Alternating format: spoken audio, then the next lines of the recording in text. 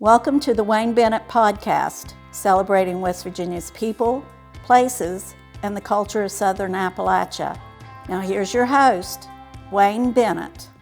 This is Wayne Bennett, and this is our 12th episode. Today, our special guest is Sophia boy, Mr. Eric Fritz. Welcome, Eric. Thank you, Wayne. Thanks. Eric was a 1970 graduate. Right. Now, Eric's been really busy the last 5 years. Sophia people, I hope you appreciate some of the things he's done. In 2016, Eric, you came out with a book on Sophia wrestling. Yes. How'd that get started?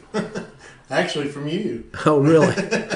Yeah, when you did the Raleigh County book, and I started checking the old Sophia stuff, and before I knew it, I had enough articles from the archives from the paper, and I got all the pictures from the yearbooks, and end up for a book. And it's about 20 years of wrestling at Sophia High School. Yeah, they started in 56 and went all the way to 76. Yeah. Now, how did you get that? Find the newspaper articles. I go through the archives. It's through the Beckley newspaper, and they're set up through the library. Uh-huh. And then the library has all the archives goes back to 1900 on the archives. So you gathered all that information, then you would take it to the printer, and then you came out with the book. How many hours do you think you had involved in that? Oh gosh, you know yourself when you start looking at archives, and I'd say several hundred. And so then you turned around and you started selling some of these books. Yeah. And was there any interest in them? Well, it come and went. I'd say I sold about 130 of the wrestling books. Uh-huh. So they come out pretty well. Well, I guess it came out well enough, and then you tried another book. What was that on? Yeah, the next year I went for the Stokoe and Sophia Junior High, and they was from 70 when Sophia and Stokoe closed, from 76 to 94, and I incorporated in it too the youth wrestling from Sophia. It started in 80, and I run it to 94. Uh-huh. Now, let's talk about some of the high school wrestlers in the first book. Who were some of the better wrestlers from Sophia High School? Oh gosh, a little bit before my time, but you got the Mills brothers, old Spud and his brother Jimmy. Yeah, the program had only been, I think, the second or third year. Jim Lowry was the coach, and he did a heck of a job. He had Jimmy and Spud had 2 state champions apiece. Uh-huh. And then Don Moore was a state champion, and Richard Jolly, all within like a 4-year period. And Mr. Lowry was only a coach for 6 years, but he must have really picked it up well. Uh-huh. Well, Jim Lowry was good at everything he did. I tell you, he was helped a lot with some of the youth science camps and stuff and things like that later on. And so then Jim Lowry was there. Then Jess Lacey took it for a year or two. He took it for a year, and then Richard Patterson took it after him and stayed there till 76. He was the wrestling coach till 76.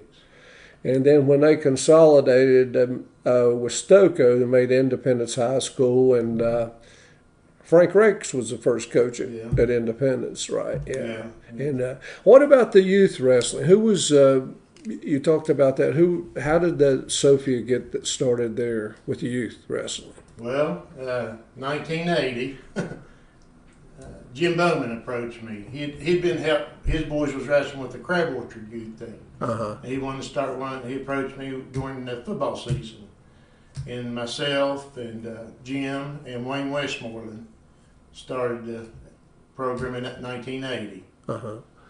Now you wrestled at Sophia. Did you play football? Yes, yeah, I played. And did they have track back then? And if you go back, they didn't the years I was in high school. They had it off and on from when the high school was incorporated, but it wasn't a steady thing. And I think they had it after 1970 for a couple of years. I think Mr. Patterson even had the track team. But it wasn't a steady thing. But there was no track in them 4 years I was in high school. Well, definitely the youth program has helped the Independence High School program for sure. It's paid off with several state championships, and they've won more state championships in wrestling than they have any other sport. I'm not even sure if they've won in any other sport, have they? They won a baseball. Did they win a baseball? Early 90s, yeah. Okay. I think it was 90 or 91 they won a state championship. But it definitely has been the most successful program that they've had. And then I remember coaching when Sophia Junior High had a team, and all the Hart brothers were going through, and coaching against those guys, we never could beat them. Those boys, we tried to concentrate on the other wrestlers, to see if we could get enough points. But there was an excellent program too, and the middle school, Independence now, and the high school have done well. Randy Hart, the oldest brother, he was on the first wrestling team of the year 1980 in the youth league. Oh, yeah, sure was. Yeah, when we started the youth wrestling, we had Bradley, and we had Cranberry Prosperity, and then we had like a Stanford Shady Spring team, and then they had Central Beckley and Crab Orchard. Like I said, you guys broke away and added a Sophia team. They still kept the Crab Orchard team too, but now the youth program is kind of a regional thing, and it's not affiliated with the YMCA or Beckley or the county recreation program or anything like that. That's where I met you in 1980 when you was running the youth league. Is that where it was? When we started Sophia, yep. Well, it was, we wrestled a couple nights a week and on the weekends, and we wrestled different places. All the high schools hosted. We went to Lincoln, the old Lincoln Elementary, Maxwell Hill, Stanford. Just anybody that had a gym would let us come, and some of them had their own Bradley, some of them had their own mats, and sometimes we had, it was kind of like a nomad group. We'd bring the mats and the scales and everything in, so it was a lot of work, but it paid off in the long run. I think it's helped Southern West Virginia for sure compete with the other regions. So you've covered the high school and the youth and the middle school wrestling pretty well, but then you didn't stop there. Then you decided you needed something else as far as Sophia is concerned. The next book, me and a friend of mine, Clayton Terry, we graduated together and played football together, and we did on the football from when they started in 43 to 76, and it was pretty interesting. You hear a lot of people talk about the back, before he was even born, but when you archive that stuff, it's really interesting. It really is. It doesn't turn out quite the way some people remember it, and you hear stories, and right. When you start checking the facts, memoirs aren't necessarily the most accurate, but still make for good stories. Well, they used to have the Raleigh County League. Oh, yeah. And that was a very competitive league. I don't know who all was in that thing. Oh, gosh. Especially in the early 60s. You had Clear Fork, Marsh Fork, Trap Hill. After segregation thing, you had Stratton come in, Bird Perelman, Shady Springs. It was an 8 or 9 county league. Now, was Mark Twain and them in that team? Mark Twain, see, they did their last, and their last year was 65. But Mark Twain. So it was and then you go from the county to the Coalfield Conference, and that was really, the Coalfield Conference was a tough. Look at all the teams they had in Wyoming and all that. It Oh yeah, the Coalfield Conference at one time, and even with AAA schools, Right. it was a very competitive, one of the biggest conferences in the state. And you mentioned Mark Twain. That's where Robert C. Byrd went to high school, right? Yeah, he graduated in the school opened in the mid-20s, and I think he was in the mid-30s graduate. Uh-huh. Yeah, sure was. And they had a unique name of the teams and stuff. They called them the Authors. Authors, Authors, yeah. And kind of interesting. I'd like to know who actually gave them the name Mark Twain. You don't hear too much of that. So that was football. So you've covered wrestling and football, and then did Sophia ever go to the state football playoffs? Never did. Well, back then you only had two. Well, for a long time it was just picked. Yeah. The first, and then they had a two-team playoff for years. Yeah. I think maybe up to the mid-70s to win. Because now Sophia, the last year in '76, they was rated number 5, and they didn't. They didn't go to the playoffs. Uh-huh. And they had a couple undefeated Raleigh County champions. They had one undefeated team in the early '50s, and they won the county championship. Well, they won 2 county championships in the '50s, but there was nothing beyond that. And like I say, they even had an undefeated season, Uh-huh. and they didn't play past the county.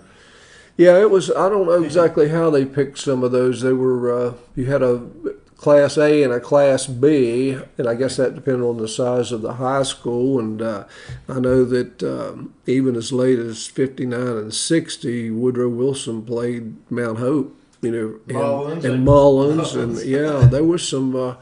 In one year, Mount Hope won the state championship, I think, and I think Mullins had beat them one time during the regular season, and I think they tied in the state playoffs, right? and they ended up giving it to Mount Hope. I may be wrong about that, but I'm pretty sure it happened. But it was, I'm sure the people from Mullins didn't like that very well. Right. But okay, you got 3 books now. What happens after that? I did a high school on Sophia High School baseball. And the first year they had a baseball team, and all the way through, a couple of years off and on in the early '60s, they dropped it, and here and there. But they had a real good team in 47. And that's when there was no classifications in baseball. Mm-hmm. And they ended up being a state runner-up. And I mean, they had a heck of a team. You read some of the archives, but they was competing with a lot of big schools. But to be a state runner-up, and and at that time, like I say, Sophia was under 100 graduates a year. Wow, that's So amazing. they had some good players on that team.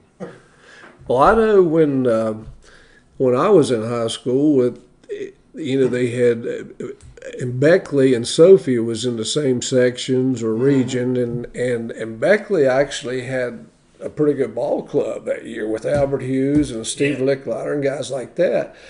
But Sophia had Joe Goddard and Don Neff and Kent John. Martin. Oh, Kent Pitcher. Martin. Oh man, that team was loaded, and Pernesti and Neil Hawkins, and I don't know who all else was on that team, but Cuthbert, Scotty Cuthbert, and I think they there was always close games, but I think Woodrow went to the states 1 out of the 3 years that group was there. I'm not sure. Yeah, well, the '68, that's just, from Woodrow and Sophia was just loaded with baseball players. Yeah. Like you said, the guys you named off there. And I think Kent Martin outpitched Chubby Hughes, Albert Hughes. Uh-huh. I think they won 3-0, and before that it was like 2-1, but it was always between Hughes and Martin, a pitching duel, And because 4 of them guys you mentioned, Licklider, Hughes, Martin, and Joe Goddard, they all went to Marshall on scholarship. Them 4 out of that '68. And as a matter of fact, in '65, Kent Martin and them won the Senior Little League in the state. And went on and did real well in the Eastern Conference. they won play, and but they had a heck of a team. Well, I know Chubby, after that first year at Marshall, Chubby ended up down at West Virginia State and played down there, and Licklider went to Morris Harvey, and he actually was a 4-sport letterman at one time down there. He played baseball and he played basketball, and he bowled, which he was, he had made a career out of bowling. And then I think one year, just to get a letter, he ran cross country a little bit, and they Oh, is that right? which made him a 4-sport letterman. But he was legitimate 3-sport letterman, at all the times. But Goddard went on and played professional ball, didn't he? Right. Yeah, that's San Diego, I believe.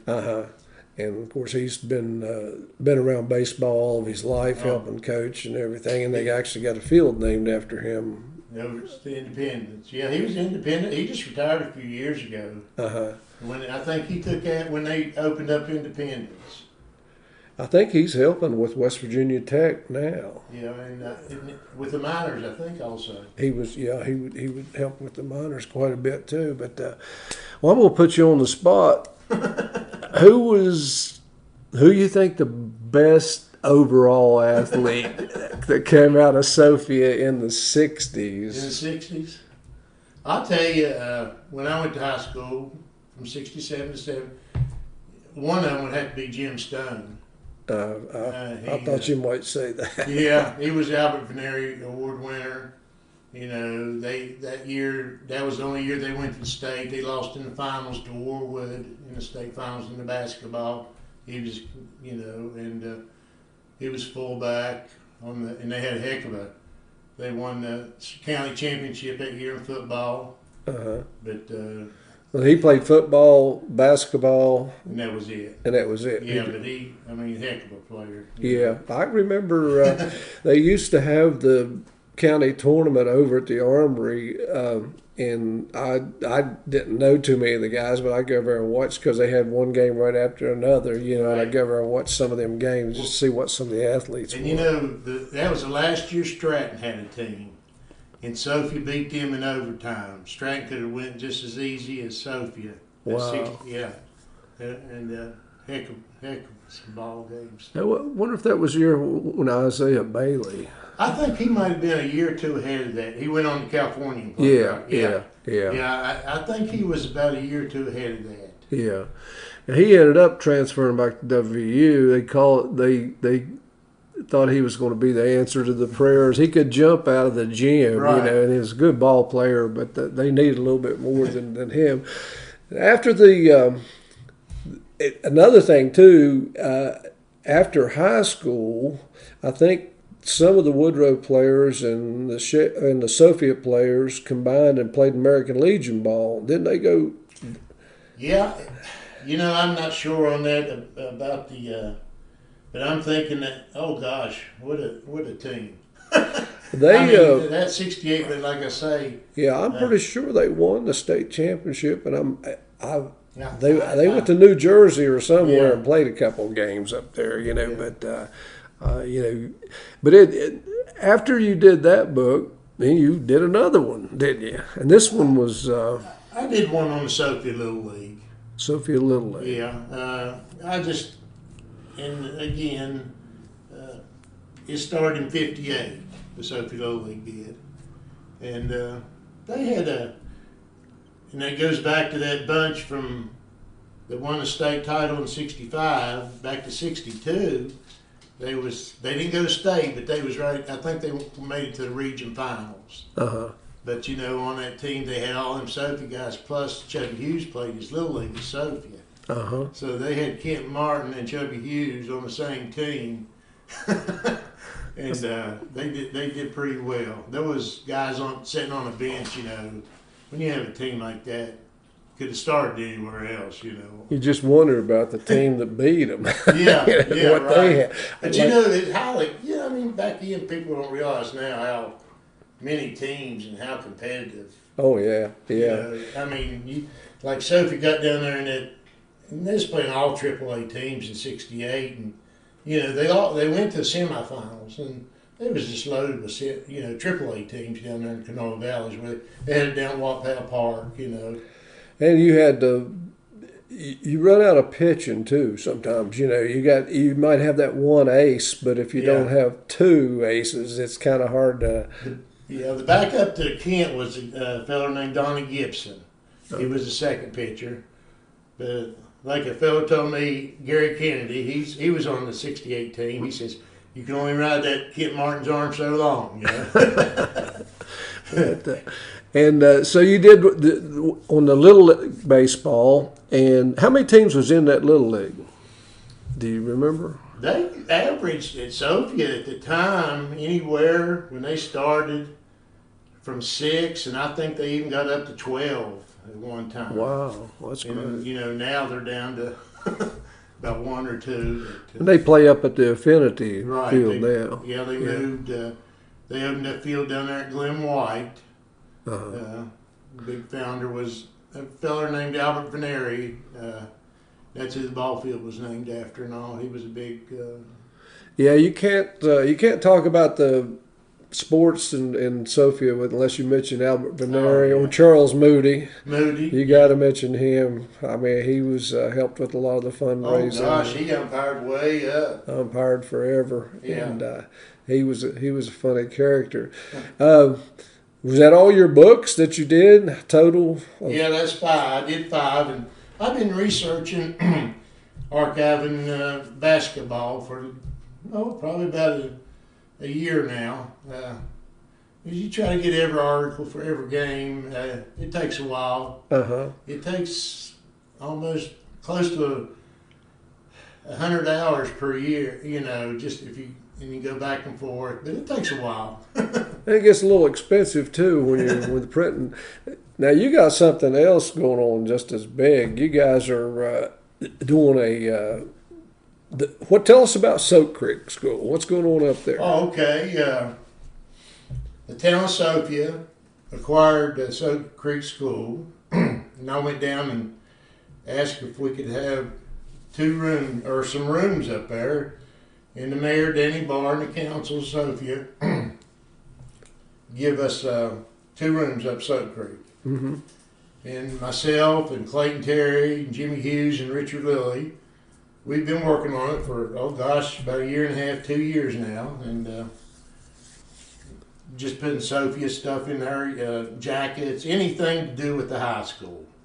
People donating. And yourself, you and Diane came out and looked at it. Yeah, we've been, of course, you painted it up in the Sophia colors and dressed it up real well. And then,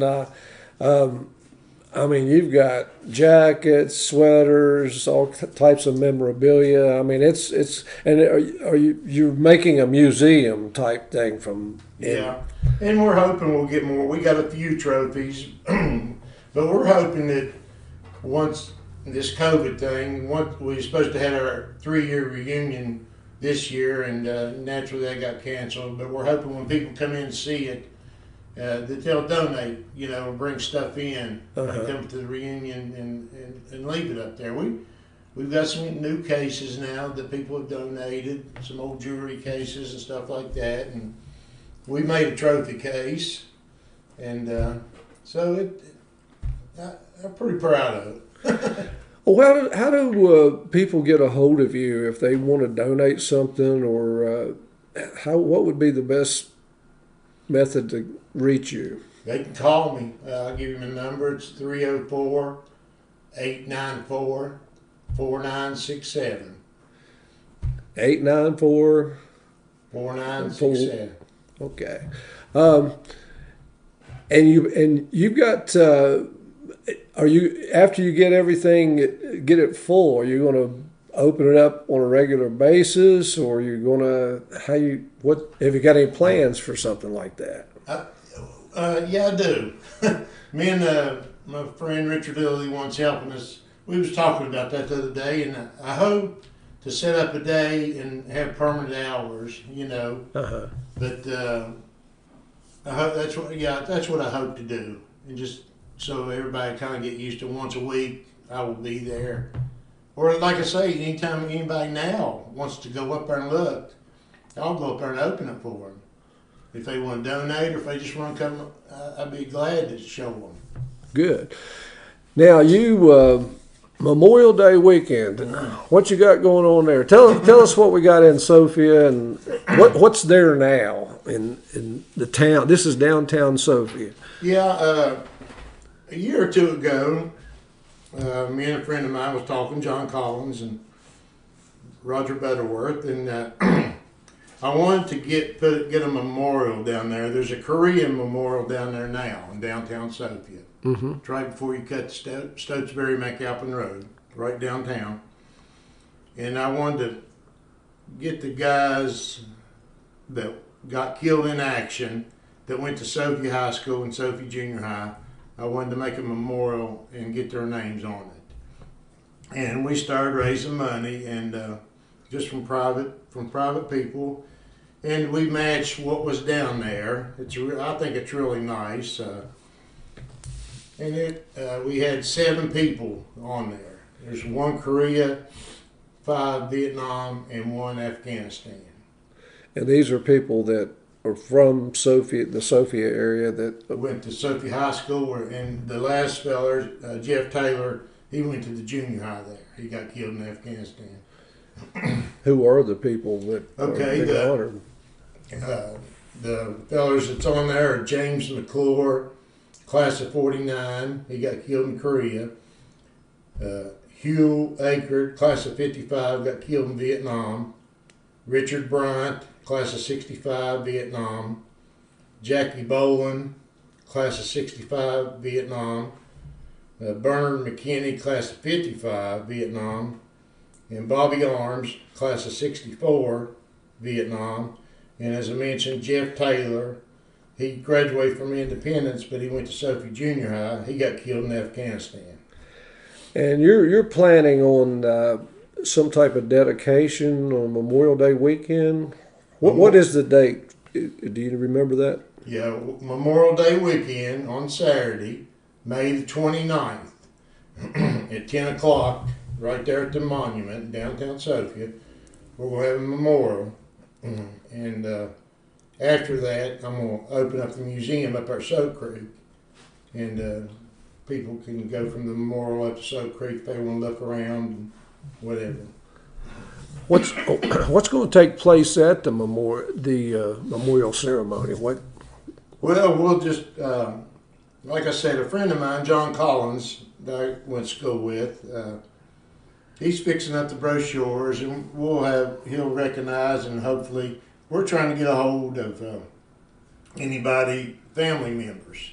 Uh-huh. If there's any family members that'd like to get a hold of me, and we want to recognize them, the ones that's going to be there, and